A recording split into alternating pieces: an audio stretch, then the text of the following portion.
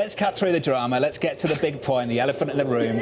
What happened at dinner time the other night? I've heard all kinds of stories, booing, Lagarde storming out the room. What happened, sir? Oh, this is so silly. So at the end of the evening, they called on me. I just published an op-ed in the Financial Times. And so they called on me. I gave, I don't know, 2-3 minutes of my FT, which basically said that globalization, right, and the outsourcing of your industry to the lowest cost in the world, right, had really harmed America, it had harmed Europe, and it had failed us, and that we need to reshore, need to take care of our own citizens. So that's basically the model. And when I was done with that 2 or 3 minutes, one person of the 200-odd people in the room booed. And I felt honored because it was Al Gore.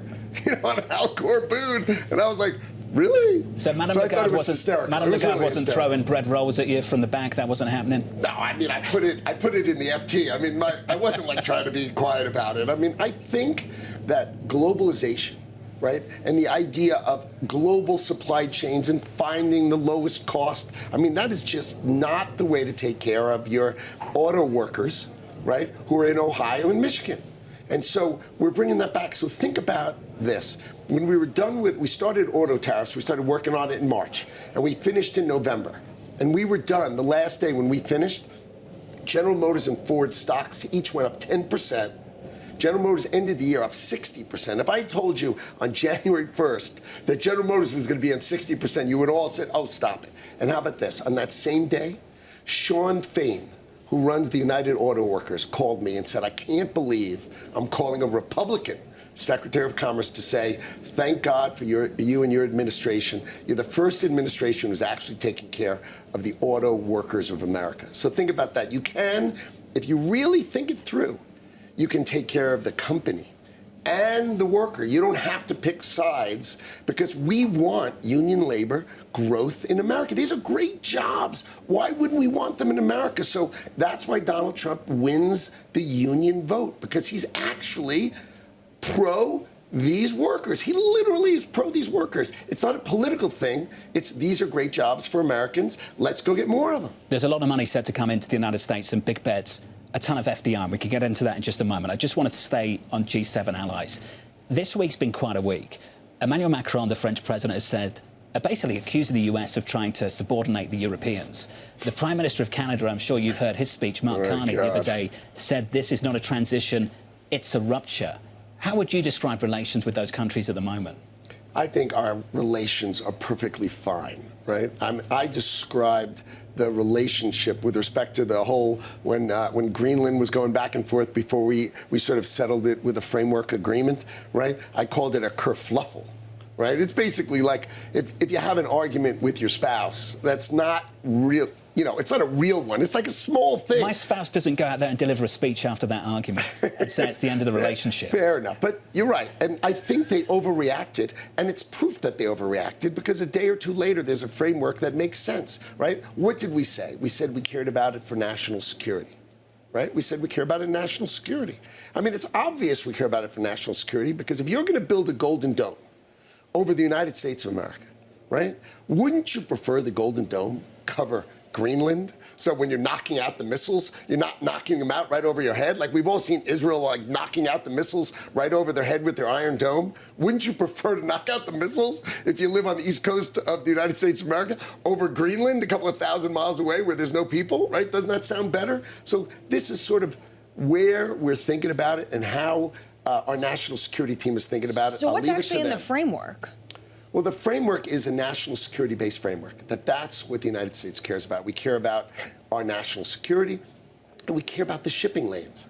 So let's talk about the national security and shipping lanes, and let's see if we can't figure out a framework to do that together. And I think that's what the president truthed about. He said we're going to try to figure that out together because those were the key points that the United States of America cared about. And I think the president's been clear about it, and he just wants people at the table dealing with it swiftly. I mean, think about this.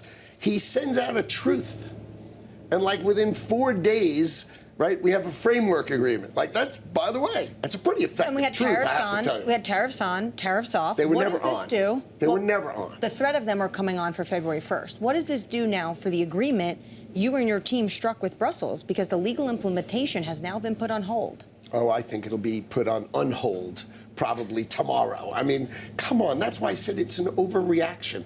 I mean, they know when the president says this is what's going to happen. I mean, what provoked the president? What provoked the president was that they sent military people to Greenland.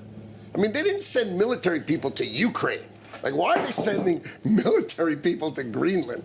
It seemed like a provocation. We spoke to the Finnish leader, and he suggested that was a miscommunication, and he cleared that up pretty quickly. There's something I want to get into with you that I think is quite important. This, of course, is the art of the deal. We talk about it on the programme all the time. The president anchors the story to the extreme and then gets a favourable deal for the United States. I think that's well understood. Something happened, though, in the last 12 months that I think is really interesting. He tried the same thing with Canada and totally upended the election in Canada north of the border. Poilievre was going to sail away with that. The reason Mark Carney's here as Prime Minister is because the President took such an assertive stance on Canada. Now, at the time, I was finding the humour in the conversation. Then the Canadians started lighting up the Bloomberg terminal, sending messages. They were deeply offended. And we've seen that damage the economic relationship with Canada and the United States. And the risk here, Mr. Secretary, and I'd love your thoughts on it and your reaction, because I think this is really important regarding the Europeans. The points you're making about Europe and have made over the last week are valid points, and they're actually well received by a lot of Europeans. But the style in which it's being delivered at the moment, some of them are finding it offensive. Do you think there's a risk here that we damage the economic relationship with the Europeans in the same way we do with the Canadians, and for that matter, derail the conservative movement in Europe that's well underway? I don't. I think the fact is that you need to rethink. I think Europe is amazing, and it's got extraordinary opportunity and a $20 trillion economy. But think about this.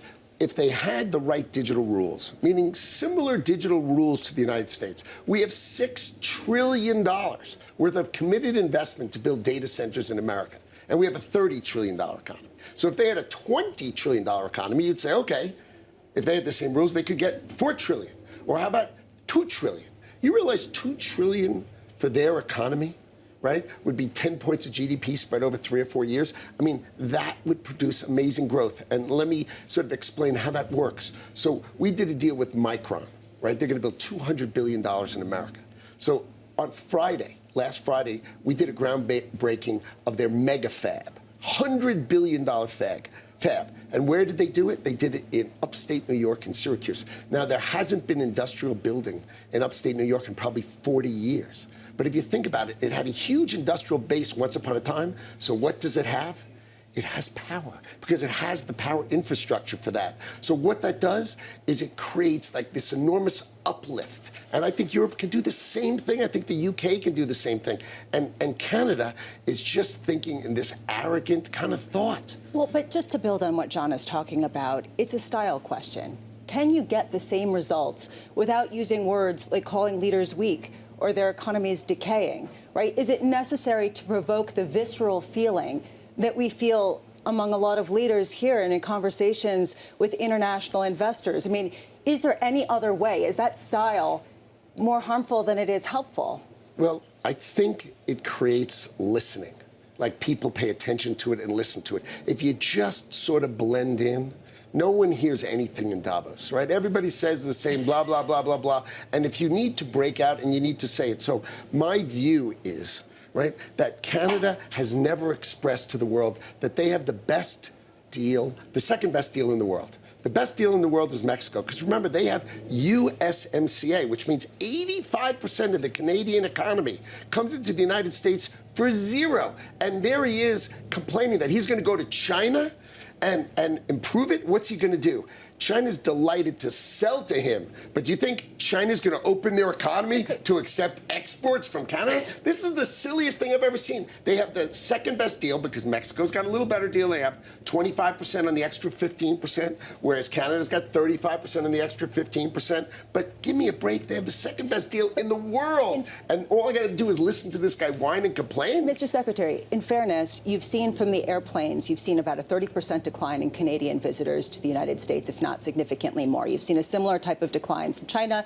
European travelers inbound have come down. There is a sense that people do not want to come to the culture of the U.S., and there is this anger about it. And I just wonder if you think that that's just temporary, or you just sort of dismiss that, or you think it's irrelevant to the actual issues. I think what that is political marketing. Right? The Canadians have the second best deal in the whole wide world. If they continue this path, right, which is a political path of a certain thing, I'm going to go fly to China, I'm going to open up my markets to China, I'm going to take Chinese electric cars and do all sorts of this stuff, then when USMCA gets renegotiated this year, sort of like towards the end of the summer, in the middle of the summer, do you think the President of the United States is going to say, you should keep having the second best deal in the world? I mean, you guys are such great friends. I mean, they are playing with a set of rules that they haven't really thought I can through. hear it in your voice. You're excited about negotiating this, aren't you, later this year? Well, they've sort of given a sort of a roadmap of saying, so I guess we should change the whole deal, right? You want to be like the rest of the world. You don't want to be this favored neighbor, because you've taken it so for granted that you're willing to come to Davos and say there's two hegemonic powers in the world, and we're going to decide which one we're going to work with. Really? You're going to either work with the United States of America, where 75% of your economy is totally tied to it, or China? Why would you say that? I think it's political. You know, I think if we take it correctly, we should look at it as just political noise coming out of a prime minister, and maybe this is working for his election, right? Because I don't think it can be real, because if you took out the math of Canada's economy and it doing business with the United States of America's $30 trillion economy, there's no such thing as changing what they have today. No one would vote for changing what they had today. Now, maybe they're marketing it well, but they're just for their politics. But they're surely not marketing it well for their fundamental economics for long-term the United States. The U.S. is doing deals with China, and I'd love you to walk us through what's going on with the H-20s. Is it accurate now that basically for China to get the H-20 chips, Taiwan needs to send them to America for us to put a tariff on them to make money off it and then send to China? And is it your understanding that China might be susceptible now to these chips, suspect because they're entering through the United States? So it's the H-200. Right? So that's the chip we're talking about. And Jensen Huang came to the Oval Office and he argued that this is a better chip than they can actually make at any scale. Right? So if we sell them to China, right, and Chinese businesses, then they'll start using them and they'll develop on the American tech stack, and that will take some money away from the Chinese tech stack. And it's an interesting argument. There are two sides. There are strong two sides. We shouldn't sell them any, or we should sell them the H-200s. Where do you sit? And I stand right in the middle. It was a really, really good discussion, okay? And the president decided that, fine, we'll sell the H-200s to them, okay? And he made that decision. And after he was done, he said, and you know what? I think if we do that, we should get 25% for the American taxpayers, right? Because we're creating something that didn't exist. Do you think China wants to buy them, knowing that they're going from Taiwan now back to the U.S., they're coming to China? The United States because in order to collect 25%, right, the process matter to do it right is you import it, put a tariff on it, and then export it again, okay? And so that's the model.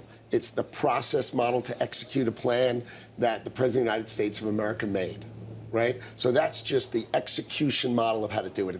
It's just process, right? And it's the same H-200 chip. And the question we'll find out is that businesses in China want to buy it. That's for sure. The question is, does China's central government, right, want, when they have that same argument, do I want to give my companies this chip that they're all clamoring for?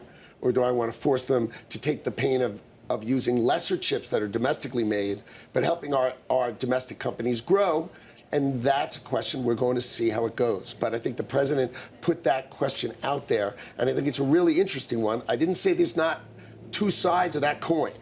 Right? Yeah. But the president thought having Chinese developers on the U.S. tech stack, right, given sort of the middle, he falls that way. And it was a really robust discussion. Both sides of the discussion were in the room. It was a deep and thoughtful discussion, and that's where he came out, and that's why he's the president. So, just a final thought. Just listening to this engaging conversation of the last 15 minutes or so, do you fancy the Fed seat over at the Federal Reserve? I can see Commerce Secretary in the Eccles building. I fancy it? You can see him in the Eccles building. Oh, my God. Can you imagine the magic of that news conference? These news conferences are pretty crazy. I would definitely sign up for the news conference. I'd be going. You know what I call that? I call that an Amy Winehouse. No.